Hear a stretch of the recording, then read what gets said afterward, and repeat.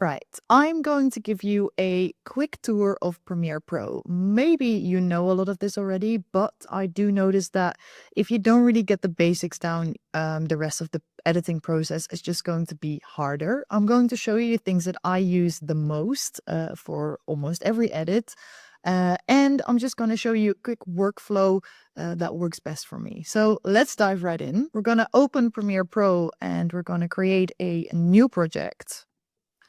We're gonna name this, for the sake of this video, Moya in London. It's already saved at the right location, so I have a folder that is also called Moya in London or London Moya. I'm gonna create it. Then I'm going to edit, and this is my clean slate before I start. So I've already created a folder for this with some of the footage that I wanna have in here. So I'm just going to drag it in here. And this is just to give you an example of some of the techniques I'm going to use. A heads up, this is not meant to look pretty or meant to make sense. It's meant to show you the purpose of specific tools within this program. In another module, I'll show you my actual archiving process and how to set up your project correctly. But for the sake of this video, we're going to just start here. So I'm assuming that you've seen this before. If you haven't, there's a couple of workspace modes that you can pick. You can go to workspaces and click to the one that you like to use. I have a color preference workspace mode, but there's also effects and editing, and it just kind of like changes the setup of your actual workspace. So let's pick another one. Audio, where audio is my main concern in the edit, then this is the workspace Premiere Pro suggests. I personally love to use the one for coloring because it means that all of my Lumetri colors is on the right. And here is my original footage. Here is my effect control panel, and this is my timeline, and this is my preview. So this is how I like to set up my workspace, but this is something that you can do according to what you prefer. So some of the things also might look slightly different on my workspace than it does on yours, but the essence of all of the options in here stays the same. Right, here we have our little toolkit. This is what you'll be using the most, but one thing I do really recommend is to kind of learn the shortcuts right from the beginning, simply because it just makes it so much easier to kind of like speed up your editing. And shortcuts means that you use your keyboard to select certain tools. So for example, the selection tool is the letter V. Then we have the razor tool, which is the cut a clip tool. It's the letter C. Then we have track select, letter A. That means that everything on the right of my mouse will be selected, which comes in really handy if you want to add a clip in the middle of your sequence. You have to kind of like open it up. So you use the A to click on everything on the right, then you open it up, put your new shot in the middle, and then you can close the gap again. It will make sense later. And then another one is to use the spacebar to play and pause your footage, and you can use your mouse pad to zoom in, or you can use the plus and the minus on your keyboard. Okay, to actually show you the tools, I'm going to import a random clip, and as you can see, I have now, my mouse is a mouse, so that's a selection tool. I can now press the C and it will change into a cutting tool, but in order to move this footage around, I need to select my selecting tool again. See, so C, cut, V, select. Now, if I want to delete the space in between this, so kind of like bring everything together again, I click on the space in between and then I press delete, click on the space, delete. If I want to now, for example, put a shot in between here, I use the A to select these two, so everything on the right. So if you have a very big edit, this is really handy, everything on the right. Then go back to V, which is a selection tool, open it up, select another clip, drag it in there, and then close it up again. So that is just the basics of editing. And as soon as you understand those shortcuts, it will basically mean that your left hand or your right hand, depending on your preference, will be clicking those keys. And from there, you can kind of like speed between the tools. And this will genuinely speed up your process like times 20. Okay, so those are the tools that we're going to use throughout editing any video. Very simple, but you need to memorize them so that you can use them quickly and you can speed through your process. If you have footage that has audio attached to it, like this, and you want to remove that audio, often you can't do that because they're linked together. Now, if you want to unlink them, you press Command L, and like so, you have unlinked the audio and the footage. And this way I can easily delete the audio and then have a plain clip. Right, so if we have this clip, I'm going to the effect controls, and the effect controls will only show up if you actually select a clip. If I now don't select a clip, you can see that there is no effect controls. This means that the effect controls are actually linked to the clip that you are selecting. So I'm selecting a clip, and here my effect controls appear. This is the place where any effect that you drag onto this clip, so whether it's a warp stabilizer or horizontal flip or grain or denoise, whatever, will appear in this list. Right now, it just shows the basics, which are the motion, the opacity, and the time remappings. Is basically just everything you need for a clip without having an extra effect on top of it. So to quickly walk you through this, in the effect controls, you can scale your footage. Like so, you can also type in a number on your keyboard to be more precise. You can also, sorry, I'm in the way. You can also change the position of your footage. So for example, if I want to have two pieces of footage next to each other, I can drag another one on top of it, unlink the sound just to remove it for this video. And for example, I want this one to be on the left of this clip. Now you have a so-called split screen. Obviously, this is not, it doesn't look nice right now, but just to show you that this is what you can do with this if you want to put files on top of each other or create a split screen or create multiple scenes in one screen. Then this is how you do that. I'm going to delete that again, and I'm going to bring this one back to where it's supposed to be.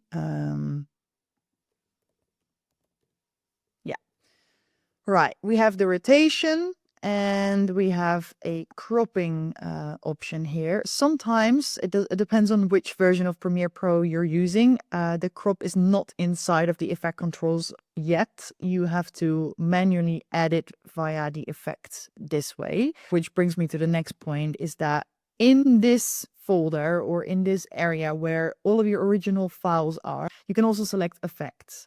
If it doesn't show up in this little list here, then always make sure you click the little arrows to the side, because this is just basically showing what it's hiding, because it can't fit it all in one screen. Then you click on the effects and you can type in crop. Then here is your crop. You drag it onto your footage and now it will appear in your effect controls. And this is with any effect that you're using. So for example, horizontal flip, drag it onto your footage and it will flip my footage, and switch it off or on here because now the horizontal flip is also in my effect control. So you're basically stacking effects or things you want to do to your footage on top of each other in your effect control panel. But then if you're looking for a specific effect, you go to your effect panel and you can simply type it in. Or if you just want to browse a little bit, you can look at the audio effects, what it has, the Lumetri presets, coloring, video transitions, all of that is in here. You just need to look for it. And also, if you're looking for a specific effect, you can obviously go to YouTube and type in a specific like tutorial, and it will always give you the name of the effect that you need, and then you can type it in here and find it for yourself. Okay, I'm gonna use a different shot and I'm gonna show you what you can do to keyframe or to move within your shot. You do all of that in your effect panel again, or your effect controls, and you do that by using this little clock here that is on the left. You can select it and deselect it. And this basically will create a in point and an out point. So everything that happens between the in and the out is the movement. So for example, I'm starting at 100%, but I want to scale into 150. So I leave the in point at 100 and the out point at 150. And then between those 2 points, the movement will appear. I'll show you. I'm going to create an in point by clicking this. Now this is my little key point. I'm going to drag it to the left because it's the start of this clip. Then I'm going to pick another scale. So let's say 120. Now I've created an out point and I'm going to drag that all the way to the right. So now you'll see that in this clip, it will zoom in. See? So we've just created key points from A to B to kind of create an extra motion, because if I take these away again, you'll see that it's just this. So that little zoom in motion really created some interest there. And you can do that with any motion. So you can do that going from left to right to left. You can also do that while rotating. So for example, I'm going to start here at the 0 rotation. So I'm going to create an in point. Then I'm going to go to the right somewhere later in the clip, and I'm going to rotate ever so slightly. Then I'm going to create an out point. Now, as you can see, I've just created these black bars because simply the footage is not big enough to cover the whole screen. What I now have to do is scale it even more so that it kind of like covers the entire screen. So now I have 2 in points and 2 out points. I want to make sure that when I am rotated to 12%, I want to have no black bar. So I'm going to go back to my scaling, make sure that I'm on the actual out point, and I'm going to zoom in a little bit more to kind of cover up those black bits. I'm going to now drag it back to the end. And now, as you can see, we've created a rotation and a scale key point. And that creates a whole different dimension to this shot, right? So we're now going in with a tail, and you can create that all manually inside Premiere Pro. And I always use this when I have an edit that is flowing really nicely and quickly. And then there's this one shot that kind of like takes the speed out of the edit, or it feels a little bit dull or a little bit boring, or it just kind of like stops me from going with the flow. I always like to add a little scaling keyframing there, or like a little rotation, just to create more interest that I didn't create while I was filming. And it is such a nice way to kind of like bring more emotion into the edit. So as you can see here, yeah, that added a lot actually. Keyframing is possible in almost every single effect within Premiere Pro. So as soon as you feel like, ooh, I like this effect at the beginning like this, but at the end I want it to be a little bit more like this, then select the little clock on the left and create those in and out keyframes or key point. That will make any kind of like animation essentially happen. Oh yeah, and by the way, you can add as many key points as you want. So you can have a beginning one where it's like this, then right here I want it to be rotated and cropped like this, but by the end I want to go back to normal. So I'm going to go back to 0 and back to 100. And as you can see now, I've created all of these keyframes or key points. I keep calling them differently, but it's one or the other. Just make sure that you have one at the beginning, then you have one wherever you want it to be, and then you have one at the end. And now it's going to look like this. Zoom in and zoom out again. The only thing with this is though that it might seem a little bit unnatural, because obviously we're doing it manually in post. What you can do is kind of select all of your keyframes, and you're going to now click ease in or ease out. You're going to put these back at the beginning, back at the end, and let's see if that changed anything. It made it a little bit smoother instead of like like the very harsh one. Made it a little bit smoother, but obviously this is not, you're not meant to use this in this specific shot. You can also select, for example, hold, and this will kind of like move towards that key point and then keep it there. So keeping it there. See? So this is a really fun and easy way to kind of like play around with the movements inside of your frames in post-production instead of having to do all of this in camera. Okay, I'm going to create a little timeline with some shots that are not meant to make sense together. I just use them for, for explaining the different effects that we can do. I'm also gonna switch off all of the sounds so that's not bothering you, and I'm gonna just select everything, put it nice and tidy together. So I'm gonna cut and delete some scenes just to make it a bit more tidy for you. See how quickly I can do that? It's literally by selecting the C and the V and then deleting whatever's in between. To make it a little bit more clear, I'm going to deselect all of the audio from the footage and I'm just going to delete it just so it's not in my frame.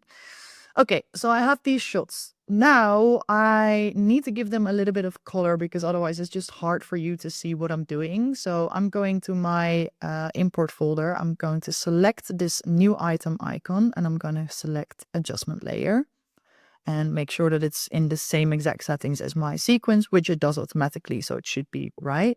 Okay. Now I'm going to drag this adjustment layer on top of my footage and I'm just going to quickly select a LUT that I have ready. This is a LUT made for S-Look footage, and it's not going to look the best because I haven't done any other grading, but then it will show you a little bit more of what it's going to look like. So you're going to go to your input LUT, click browse, and then you're going to go to the folder where you have your LUTs ready. And I have my favorite one here. So now everything has a little bit more contrast and you can actually see what the hell I'm doing. Okay. I'm gonna create some space between the adjustment layer and the footage because I'm gonna be using blending modes. And to be using blending modes, you need space to stack clips on top of each other because we're gonna blend them with each other in different settings. Let's say I want to create a little transition or a little interest. I'm going to go to my folder and I know that I have shot some of these transitional shots that I've explained before. And I'm going to select a tiny little bit and I'm going to drag it on top of this shot here. As you can see, it is now just on top of it, which could already look really nice. But it's not making enough impact or it doesn't really give that little effect. So what I'm going to do is I'm going to go to my effect controls and I'm going into my blending mode. So right now you can see that it's selected normal. But if I click this open, I can choose all of these different blending modes. And the best advice I have for you is to try them out, all of them, and just see what looks the best. To give you a little bit of an overview, the ones I use the most are Screen. This basically removes all of the black. It takes out all of the dark colors and as you can see, it leaves all of the highlighted colors. For this specific one, I don't like the way that looks because it's way too white. So I'm going to try another one called Multiply. This one will do the opposite and it takes out all of the white and will keep the darkness. Well, obviously this is way too dark, so I'm going to use another one. I'm going to try the Overlay one because this just adds contrast to it. Let's see. And here you can see that it takes out enough of the footage, but still creates this cool effect. So for this specific shot, I would use the Overlay blending mode. But like I said, you can literally click on any type of blending mode. Soft light is also nice, is a little bit more subtle, and just kind of see what it does to your footage and go from there really. Yeah, definitely Overlay. And this way you can create a little bit of a transition or like a cool little, effect moment. That is really easy. Overlay is the panel that you're going to use the most when you're editing in Premiere Pro because whatever I put on top of my clips, whether it's grain, specific textures, paper, whatever you can find online, you can blend it with the footage underneath and it just really creates a really cool effect. If you want to have like more of a romantic or nostalgic feeling, you can also use this where you have a close-up of someone's face. You go to blending mode again and let's say soft light. And this way you can kind of like blend in that portrait into the other footage. And it like obviously you need to use this in a piece of your edit where it makes sense or where it really adds something. Here it's a bit random, but it's just to show you that there are so many cool ways that you can use the overlays. And now we've created this kind of like interest out of nowhere really. I didn't use any plugins, I didn't use anything else externally. This is all just inside of Premiere and that can just make it really fun. As I've explained before, focus isn't always going right with me either, as you can tell. But then I keep rolling the camera because here I see a shot where she is in focus and I'm actually moving back. And I really like the way that looks. So now that shot didn't go to waste. That's also why I always recommend to keep rolling while you're making a movement. Then always keep rolling when you're going back into your position or the other way around. Just so that you have more to pick from. As you can see here, that really helped me because the beginning of the shot was completely unsharp. Happens to the best of us, guys. So that is the basics of editing using blending modes, using keyframing, scaling, rotation, all of the basic effects. I'm going to clear my timeline once again. And I'm going to show you the two transitions that I showed you before. I'm going to just quickly show you how easy it is to create that transition in Premiere Pro if you shoot it the right way. So I shot this specific one for a transition, which is this shot where Moya is walking and my camera then hides behind this little piece of wall that I had. The important thing is that you go to the moment where the wall or the thing that you're hiding behind is completely covering your lens and cut it there. Then I'm going to the next shot where you can see here that my boyfriend was standing in front of the camera. I'm hiding my camera behind it and then immediately when it's full screen black, and I'm appearing again, and I am simply dragging that shot behind it. And as you can see here, it already works really well, to be honest, because you can see that as soon as this one is covered, then we hit to the next one, and then we are appearing again. If you really want to make this completely seamless, I always suggest to use a little cross dissolve.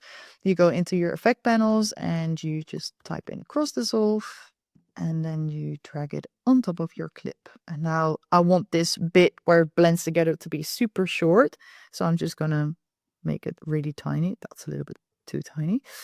And you will see that now there's literally not even a cut visible anymore. It's completely blended the two together. So that's a really easy way to create a transition. Another one that I love is the one where she kind of like punches the camera away. Yeah, so this is the roll take. And that's it. I'm gonna drag it onto my timeline, the roll take. Obviously, I need to start whenever it's getting interesting. So let's say here, delete the other part. Then she's wiping the camera away, and as soon as the ground is full screen, so here you can still see the wall. Still see the wall? Now it's gone. I'm gonna cut, delete the rest, and then I'm gonna add in my other shot that I've already created, which is this one. For some reason, it picks up as vertical though, because I had my camera all the way tilted. So to quickly fix that, I'm going to select this clip, effect controls, and turn the rotation into 90 degrees. Wait, I think that's upside down. Yep. Minus 90 degrees. So that's the opposite. And now it's fixed, it's full screen. And as you can see here, we're going to go to the ground again. And then for this new shot, I need to pick the right point, which is going to be, I think, this one. Let's see if that works. Okay, that goes a little bit too quick. So I think I want to see a little bit more of the ground on the first take. So I'm going to just drag out slightly, glue them together again. Yeah. Okay, and now you can see that there's quite a harsh transition from ground 1 to ground B. This is mainly because the first ground is a lot lighter and the second ground is a lot darker. So the first thing you're going to try is use a little cross dissolve again. See how far that can fix this issue, as it's going to blend the two grounds together. And here you can see it's already quite good. But because there's still such a big difference between the light color and the dark color, I'm going to try and create a little keyframe at the end of this clip to make the end of this clip darker. This is where the Lumetri color comes in. I'm going to go to the basic correction and I'm going to select one of the points. I'm not actually going to drag it though. This I'm doing just so that the Lumetri color shows up in my effect controls, which gives me more control over what I'm doing. So I'm not actually adjusting anything yet. I'm just clicking on it so that now it's linked to this file. And here we have the basic color correction. And I just simply want to change the shadows and the highlights of this. So I just created 2 keyframes and I want to start about here. So I created 2 keyframes at that exact moment. As you can see, this bar is the same as that bar. Now I have an in point, so where the color starts. I'm going to go to the right on my keyboard with the little arrows. And here I want it to be dark. So I want the floor to be dark. So now I'm going to drag the shadows down and I'm going to drag the highlights down slightly. And as you can see here, I'm going to zoom in ever so slightly. I've now created 2 key points where I'm going from light to dark. And in order for this to work properly, I'm going to drag this to the end. So we have a key point in and a key point out. And now you'll see that it will go slightly darker right at the end, so that it blends better with the second ground. I actually want it to be more dark. So I'm going to select the keyframes again, make sure that they're nice on top of each other and that my actual timeline is on those key points. So I can do that with those little arrows here. And I'm going to drag it even further down.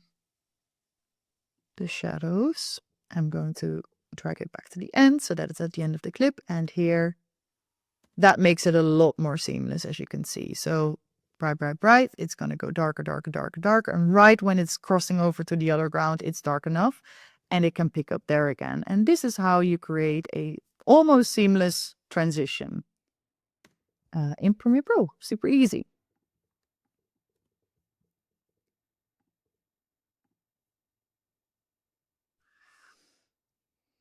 Okay, another thing that I love to use.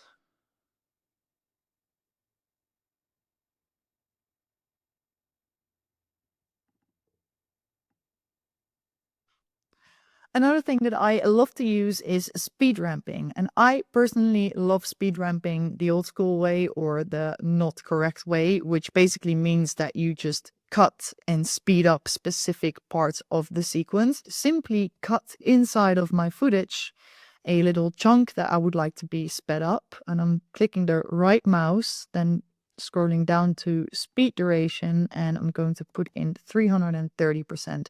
This is simply because I know that my 120 FPS footage will be kind of like normal playback speed when I go times 3.3 or 330%. So I'm going to click OK. Now this little clip is sped up, and now I'm going to delete the little empty space between so that when I play back, you can see that this creates kind of like a quick motion. Personally love it when it's such a harsh transition because it creates more impact. So if I'm working with a beat, for example, then you can have like a really on beat or like a drop or whatever, and you can emphasize that with speed ramping. So for example, you have that dum dum ga, dum dum ga, dum dum ga. You know, like any type of beat, you can kind of like emphasize with the speed ramp. So I'm gonna do, let's say, another one here. Speed duration 330. Close the gap.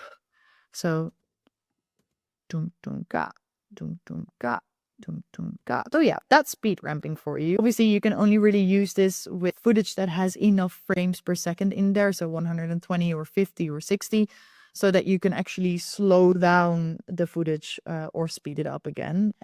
Another really nice thing that is just basically a workflow hack that I love to use is that if you have a really big project, let's say a wedding film, for example, you'll have loads of folders with footage. You'll have the ceremony footage, camera A, camera B, the pre-drinks, the after drinks, whatever, all of these little folders that you've created to kind of like create a nice overview for yourself. It's going to be super hard to find specific shots because all of that is located in this tiny little corner over here. So if you are, for example, you have your timeline and I'm looking for a shot that I know I shot in the same moment. So for example, I have a shot of her doing the same movement, but then in close up. I want to, instead of going back into the folders, looking through all of the footage to get to that point, I can click on my right mouse and go to reveal in project. So now it reveals this exact shot in this project. And now I can see that next to that shot, I actually have the shot that I'm looking for, hypothetically speaking. So this is just a really nice way to kind of like get to your footage quicker instead of having to scroll through all of the files. You can just click review in project or finder, then it will show you the actual original source of the footage. And then it will just help you find your footage way quicker. If you want to, at the end, go with a fade to black or a dip to white or whatever, then you can go to your effect controls again. You can simply type it in. So dip to black, dip to white. In Premiere, it's called dip instead of fade. And then you drag it onto the end of your footage. And then, as you can see, we have a fade to black or dip to black. We can make it longer and we can make it quicker. The last thing I want to show you is the warp stabilizer. This is something you will probably use when you want to stabilize a shot that is shot on handheld or had a little jitter in it, or your camera movement just looks a little bit too shaky. You want to use a warp stabilizer, and to create this technique you have to create a nest. This is just something that Premiere requires to do this. Okay, so for example, I want to warp this footage because I personally love the way it looks. It's like a little bit of a handheld shake, but let's say I want to create this super smooth looking footage. I'm going to right click my footage and I'm going to select nest. Click OK. This now has packaged my footage. This is needed for the warp. Then I'm going to my effects. I'm going to type in warp stabilizer. Here it is. I'm going to drag it onto the footage. Now it automatically starts stabilizing. But the thing is, when you go down to the effect controls here, you see the warp stabilizer. It kind of like has this default setting of 50%. For me personally, that is a little bit too much. So I'm going to drag it down to, let's say, 9%. So that feels a little bit more natural. And that has basically already done the trick. So if I'm going to remove the warp again, I'll show you the difference. That is without, and this is with. And as you can see, it just makes it super smooth. Little side note that this doesn't always work. It really depends on the type of footage that you have. Like sometimes the shakes are too much that the warp stabilizer just gets a little bit confused and makes it look very strange. But often if you have a shot where your camera was meant to be still or where you're walking and it's just a bit too shaky, you can use the warp stabilizer to, yeah, eliminate that problem. Okay, so that is the basics for Premiere Pro. And the things I've just showed you are basically everything I use in Premiere Pro in all of my edits, because I like to keep it simple. I like to keep it effective and quick, because there's a lot of things that I edit in a week and I need to make sure that everything is just in place and I understand what I'm doing. So yeah, I hope that was helpful.